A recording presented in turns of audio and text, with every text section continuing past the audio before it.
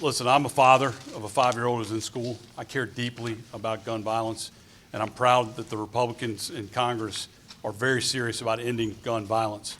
Unfortunately, the Democrats in Congress are not serious about ending gun violence. And it's obvious by the bills they're bringing to the floor this week, which would do nothing to have stopped a single mass shooting in this country, yet they threaten the rights of law-abiding citizens. The Republicans, when we were in the majority, passed meaningful legislation, including the Fix NICS Act, which would have stopped the church shooting in Texas, like the 21st Century Cures Act, which had the most meaningful mental health reform in a generation and dealt with communicating with parents of children in crisis. We also passed the Stop School Violence Act, which put $1 billion into hardening schools, into getting mental health resources to schools, and also into training of law enforcement. I actually have legislation I've introduced that will double the funding for the Stop School Violence Act.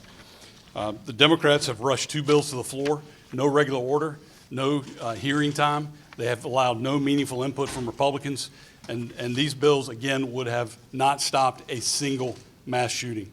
Not Newtown, not Charleston, not Parkland, not Las Vegas, not Sutherland Springs, would not have stopped the shooting of our former colleague Gabrielle Giffords because her shooter passed a background check.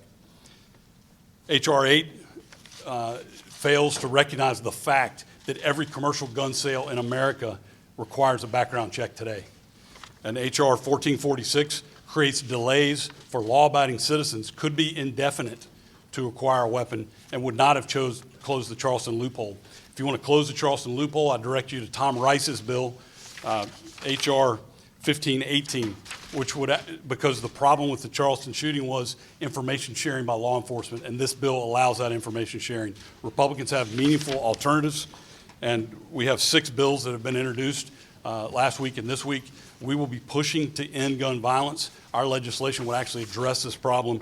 The Democrats are concerned about taking away our Second Amendment rights, and the 2 bills this week will simply erode those rights. And so we're urging a no vote. Thank you.